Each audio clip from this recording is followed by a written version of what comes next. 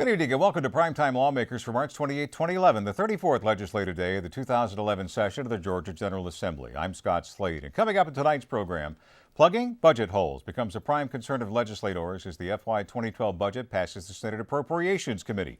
Work continues on the extensive tax reform overhaul. Gone are many proposed service taxes. We continue our leadership interview series. Tonight we ask House Minority Leader Stacey Abrams about the House's health care compact bill. And water talk never ceases under the Gold Dome. We'll get an update on water legislation from Senate Natural Resources Chairman Ross Tolleson and Sally Bethea, the Upper Chattahoochee Riverkeeper. All that and more is coming up tonight on Primetime Lawmakers. We're having some trouble connecting with Imwandi Lawson at the state capitol this evening, so we'll go ahead and tell you about everything that's happening. That includes news on the state budget. The Senate Appropriations Committee approved the FY 2012 budget this morning. It includes $18.25 billion in spending. But Senate Appropriations Chair Jack Hill explained that the interest on money borrowed from the federal government to cover unemployment benefits will also be due to the tune of $24 million. The FY 2012 budget currently includes $18 million for that cost. The state also faces a $270 million shortfall in the cost of state employee health benefits at a deficit of $181 million for Medicaid. Senator Hill said that Medicaid funding could have a ripple effect. The growth in state revenues, which has been thrown up as, or been presented as one of the options for meeting that shortfall, may resolve some of the Medicaid shortfall issues. But remember, the state will have growth in our formula areas in K-12 and higher education, both technical, adult, and regents. And after not funding the growth in the higher education this year, it seems to me very important that we plan on funding the growth next year.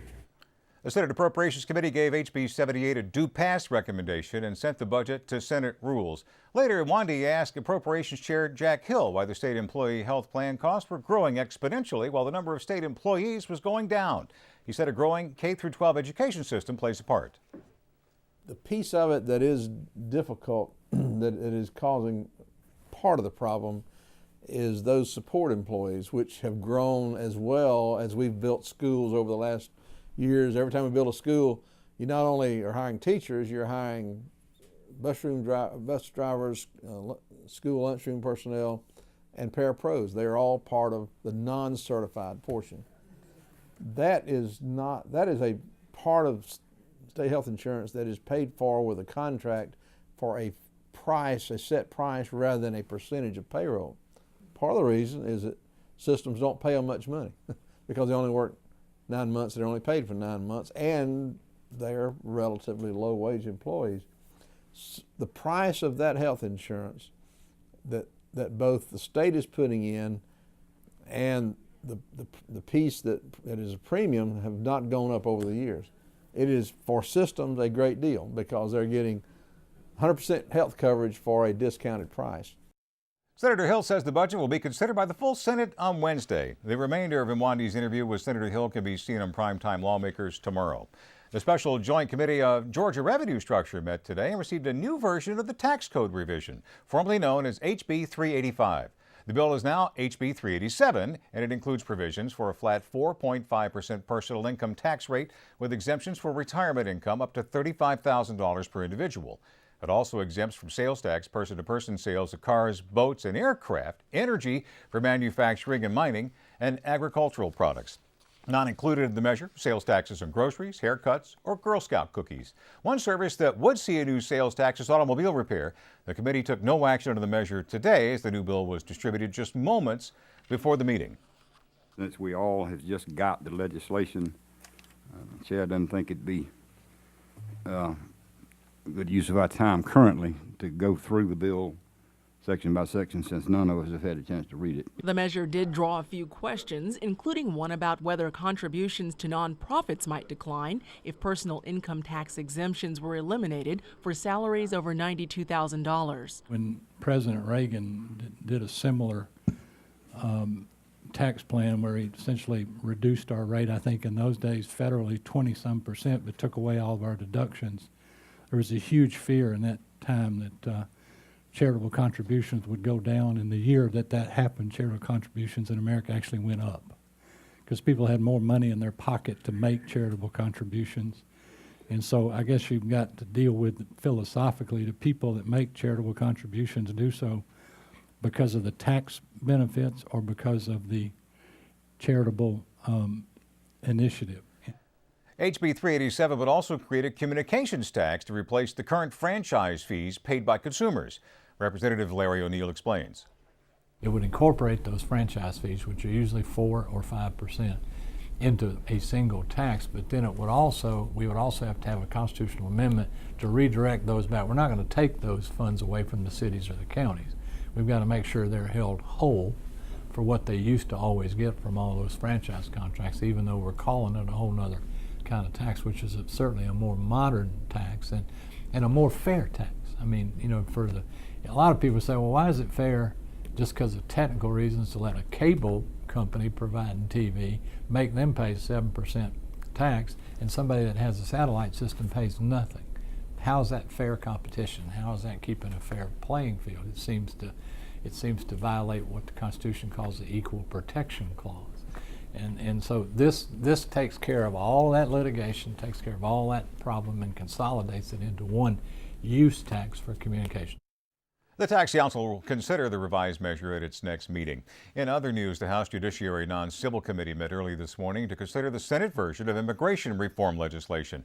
What emerged from that meeting is a version of SB 40 that essentially mimics House Bill 87, allowing citizens to file suit against local governments to hire illegal immigrants, punishing those who use fake IDs to get jobs, and creating a penalty for harboring illegal immigrants. SB 40 passed House Judiciary Non-Civil by a party line vote of 6-3 and moves to House Rules. The Senate currently has HB 87 in its Judiciary Committee. Meanwhile, opponents of the creation of independent cities in Fulton and DeKalb counties have filed suit against the state, claiming that the incorporation of Sandy Springs, Dunwoody, Johns Creek, Milton, and Chattahoochee Hills diluted minority voting strength in violation of the Voting Rights Act. Senator Vincent Fort says the manner in which the legislature approved these city charters was flawed. What you have is predominantly African-American delegations in both Fulton County and DeKalb County being circumvented by the Republican legislatures, circumventing African-American legislators, because they knew that if the process worked as it has for 100 years, then this legislation, the local legislation, would not have gone forward. Therefore, the legislation went forward as general legislation. We, as African-American legislators, were concerned with one issue more so than any other, making sure that African-American voters had the ability, had the opportunity to select legislators and elected officials of their choice. That's the central issue here, whether or not African-American voters in Fulton County will have the ability to elect people of their choice. Civil rights icon Reverend Joseph Lowry will join Action for Justice in Georgia tomorrow at its call for a repeal of the city charters and an injunction against the creation of Milton County. Another voice from the civil rights community was honored by the House and Senate today. Congressman John Lewis was lauded for having received the Presidential Medal of Freedom. I came to Georgia 48 years ago, this May, with all of my hair and a few pounds lighter. And the people of this state have been so good and so kind to me. I feel more than lucky, but very blessed. So thank you so much. We all must continue to do what we can to leave this little planet, this little piece of real estate that we call Earth, a little greener and a little cleaner and a little more healthy for all of the people that dwell in our midst. Thank you so much. President Barack Obama awarded Congressman Lewis the Presidential Medal of Freedom on February 15th. Now back to legislative action. The Senate Appropriations Committee stopped short of giving its approval to a measure turning many of the duties of the Georgia Aviation Authority over to the State Department of Public Safety. Representative Tim Bearden said doing so makes the public more secure and saves the state money. There's a lot of scheduling GAA will do with economic development. If there's folks coming in, they need to go somewhere, they can schedule those flights. There's a charge that goes back to the agency for those flights. And just the public safety portion is going back to public safety where it belongs. And last question has to do with the lease that they have presently with Charlie Brown, Fulton County Airport, since that is in the 38th District. How is that going to affect that lease? Well, I'm glad you brought that up. I'd like to see that at least terminated, because I know they were looking at closing the airfield at. Terminated? Well, let me explain. The GSP has 6 airfields that we pay $1 a year for. The one at Charlie Brown costs us over $95,000 a year for the standalone lease, about $45,000 for private security, and not counting the maintenance. $6 for 6 airfields, 95 plus all the other contracts involved in one. I don't think we're getting the bang for a buck on that one. Senate Appropriations first voted down HB 414 that reconsidered its action, leaving the measure in committee. The House, meanwhile, approved a measure condemning the practice of celebratory gunfire, which Representative Michelle Hinson explained could have tragic results. This resolution calls special attention to Markel Peters. He was from DeKalb County as a 4-year-old who was sitting in church on New Year's Day next to his mom and was killed by celebratory gunfire. A bullet came through the roof and hit him in the head. I know that's something we never wish to see happen again. And we have Markel Peters' mother here, Nathalie Peters, her brother, Gary Peters, and the Reverend Phipps. And we just wanted to recognize them. HB 341 passed by a vote of 139 to 23 and moved to the Senate, where there was final passage today of 2 measures. HB 226 allows those with low incomes to invest in assisted technology such as wheelchair lifts. That measure cleared the Senate without the sitting vote and moves to the governor's office. The Senate also agreed that medical personnel should be allowed to honor end-of-life decisions that include instructions not to administer CPR.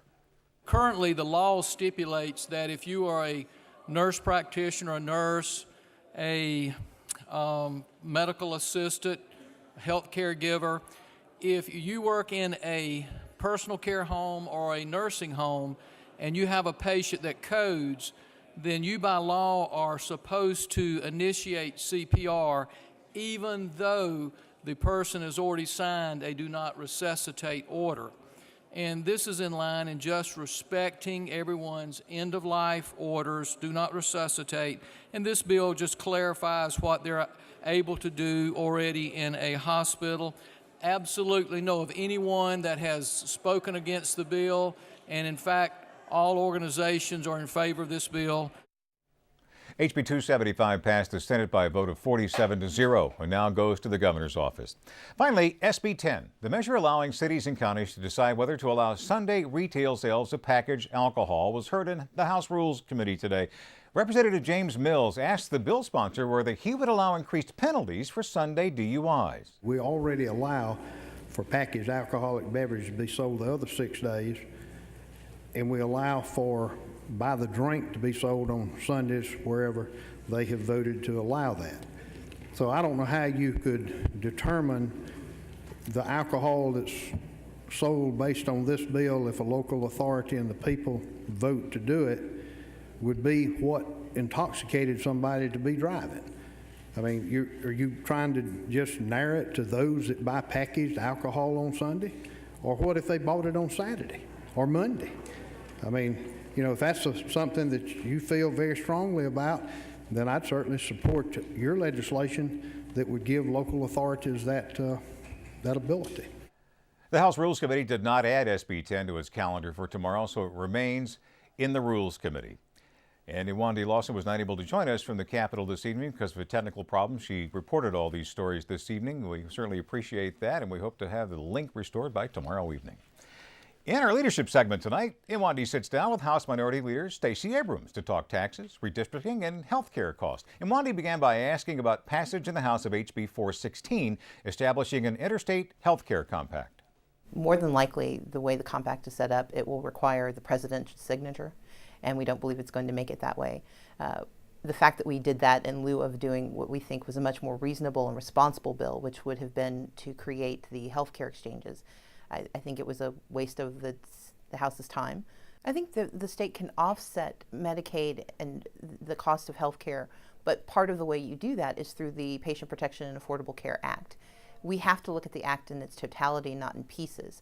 And certainly you can pluck out a piece and say that it's going to cost more, but I would also point to the pieces that have cost families less. The fact that that you can stay on health care until you're 26, the preventative care that will help save just thousands of dollars for families. But more importantly, the tax breaks that have been put in place for small businesses. Those are real dollars that families and small businesses are feeling now. And what I would challenge anyone who opposes the Healthcare Act to look at is the entirety of the bill, not simply the pieces that they dislike, but look at the totality, which over time, both through CBO and through independent experts, all say will actually reduce the cost of healthcare for Georgians and for the nation. The General Assembly is considering legislation to allow public utilities to participate in political action committees. What's your impression of SB 160? Georgia has always had a law that allows for corporations to participate in elections. That it's never been a prohibition. What we have done is regulate the corporations, and Citizens United does not mandate that those regulations be removed. It simply said that on a federal level, those mandates that were strict prohibitions were no longer lawful. And so I think this is an issue of policy. This is not one of constitutionality, and I find it disingenuous that folks have attempted to merge the two. Again, I'm open to reading and thinking about 160, but I do think it's important that we recognize that this is not a constitutional issue. When we were last talking, we were discussing the tax council proposals. The legislation on the House side did not clear by crossover day, but it is still in play. I'm wondering kind of what is the status of those bills that would incorporate the tax council proposals? I honestly don't know what will happen. We have not, as a committee, taken up SB 385 or the attendant constitutional amendments.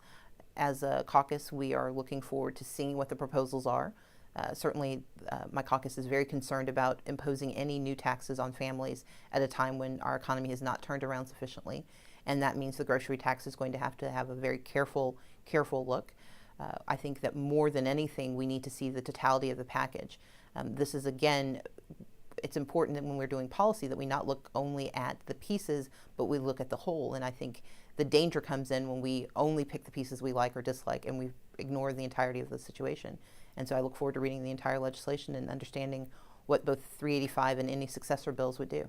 Is it necessary for some sort of tax reform to take place during this legislative session? I'm not certain if it has to take place during this legislative session. I will say that HB 385, which is the bill that that incorporates all of the tax council proposals, has attendant legislation that are constitutional amendments.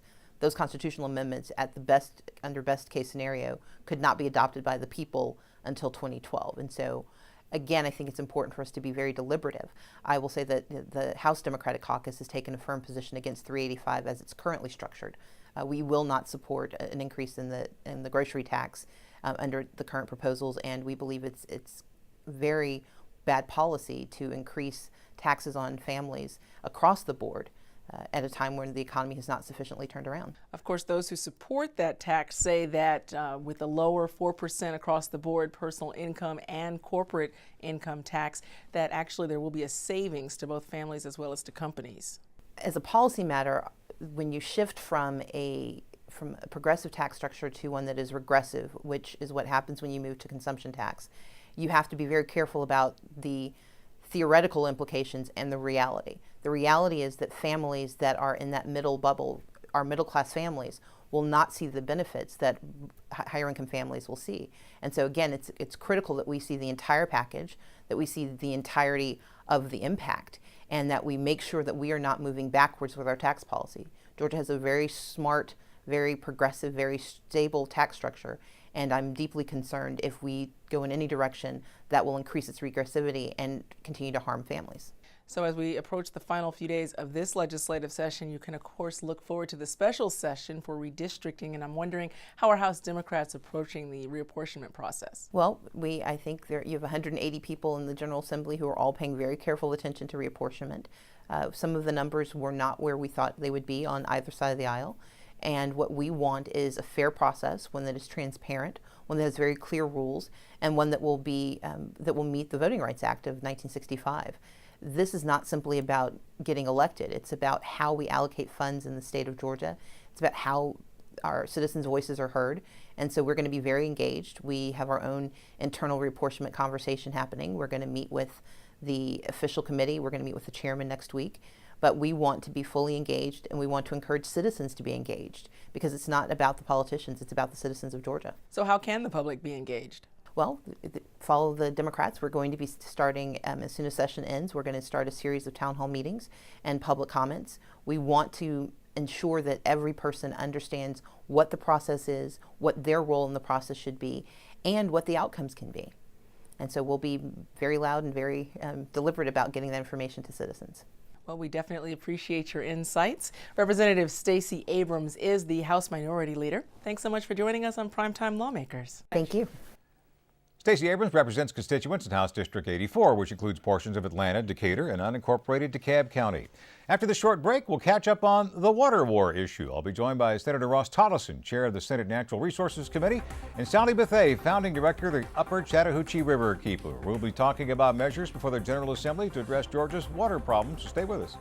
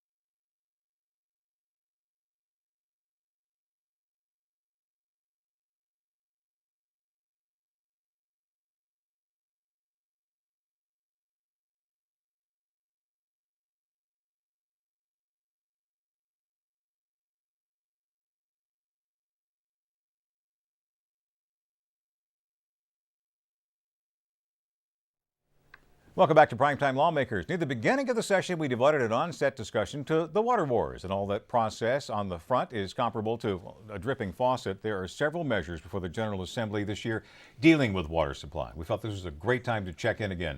And there are two bills for the House and Senate calling for the establishment of study committees to look into withdrawing water from the Tennessee River Basin. Bill supporters say runoff water from Georgia contributes several million gallons a day to the Tennessee River Basin.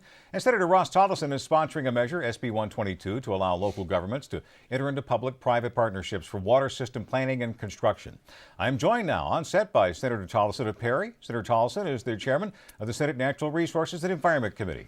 And Sally Bethea is with us, founding director of the Upper Chattahoochee Riverkeeper, an environmental advocacy group. It's great to have you with us this evening. And of course, there's no more universal issue than water. Bill supporters say runoff water from Georgia contributes several million gallons a day to the Tennessee River Basin. And since we're talking about some pending legislation, Senator, we'll start with you. Is there any chance Georgia will get access to the Tennessee River Basin? Well, the way I look at the Tennessee River Basin is that if we really we need to do our homework here in the state. Some of the bills that we passed last year, the Senate Bill 370, the Conservation Act, move forward with that, move forward with the public-private partnership bill that I have moving through the House. Hopefully it'll be on the House floor Wednesday. And do our work here. If the Tennessee River is a potential, that's something we're going to have to work with the federal government on. And so I kind of believe more than dropping resolutions out there, do your homework. And if there's potential use of some of that water, then we'll work with our neighboring states and also the federal government on that. Of course, Tennessee River doesn't flow in Georgia. Would it be a good thing to get some water from there, Ms. Bethea? Absolutely not. We have so many other ways we can get water that we need through efficiency, through use of existing reservoirs. And I just don't think legally or environmentally or financially we're going to be able to get water from Tennessee. It's a pretty crazy idea. All right, so don't see it going anywhere. All right, I don't look at it as crazy. I look at it as we have to do our homework if we're potentially able to tap that resource. Let's talk about reservoirs and public-private partnerships. Would it be necessary to have them in order to build something as expensive as new reservoirs? The public-private partnership bill, Senate Bill 122, does not deal with reservoirs or a part of that bill. Okay. It deals with all water infrastructure. And if you look at Senate Bill 370 we passed, the conservation bill last year, just take one little item out of that bill, the leak detection of all water systems in the state of Georgia over the next few years are going to have leak detection monitoring done on them. There may be a lot of infrastructure that has to be rebuilt across this state in different water systems. All those communities may not be able to just go out and float more bonds or whatever to redo that infrastructure, so they may bring on public-private partnerships. Reservoirs are another item that could be used as a public-private partnership. But the thing about that bill is just giving the tool to local governments to use that finance source if they need to. Of course, people don't want to sell their land for a project like this under eminent domain. The government can come take it from them. Is that a proper use of that land for a public-private partnership? How does the Upper Chattahoochee Riverkeeper? Well, with all due respect to the senator, we're really concerned about this bill. We think that it's a land grab for developers in North Georgia under the aegis of creating water supply projects. In fact, if there are no state funds, a local project can create a reservoir with local funds, and a subdivision developer can put up houses around the lake with no restrictions on septic systems or anything else to protect the lake. And those restrictions currently are in place for state-funded reservoirs. So the developer would get an advantage that we think isn't fair. And also under eminent domain, a local government could take a private landowner's property and then convey it to any private developer as long as they apply for and call themselves a public utility.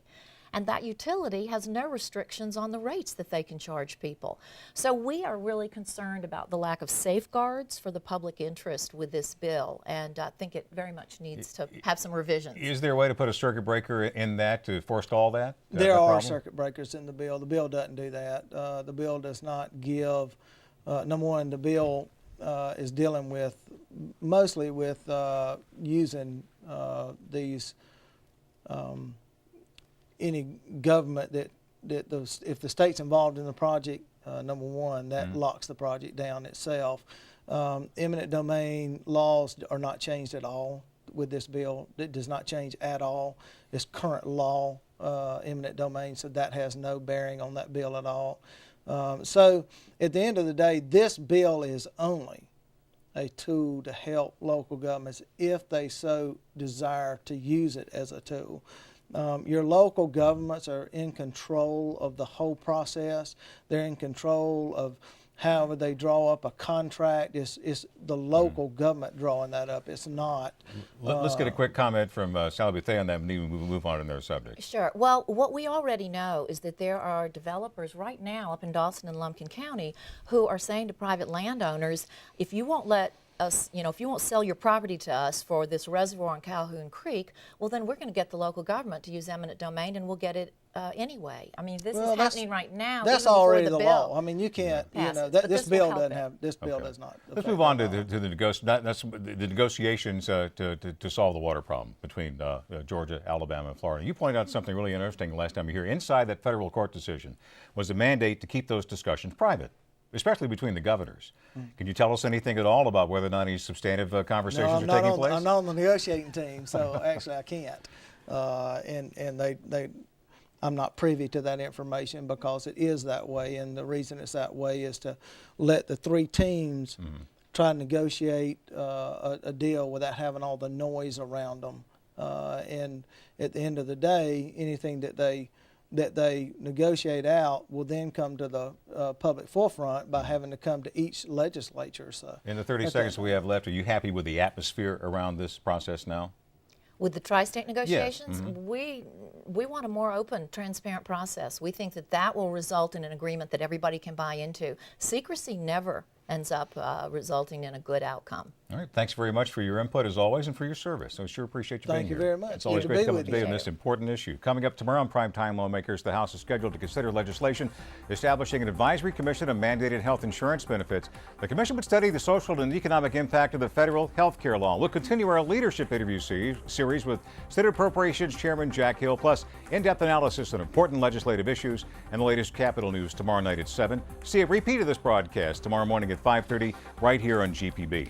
Coming up next, join David, Kat, and Ricky as they visit the Atlanta Dogwood Festival in Piedmont Park, the Masters Tournament in Augusta, harness horse racing in Hawkinsville, and ghost hunting in Savannah. Have a great night.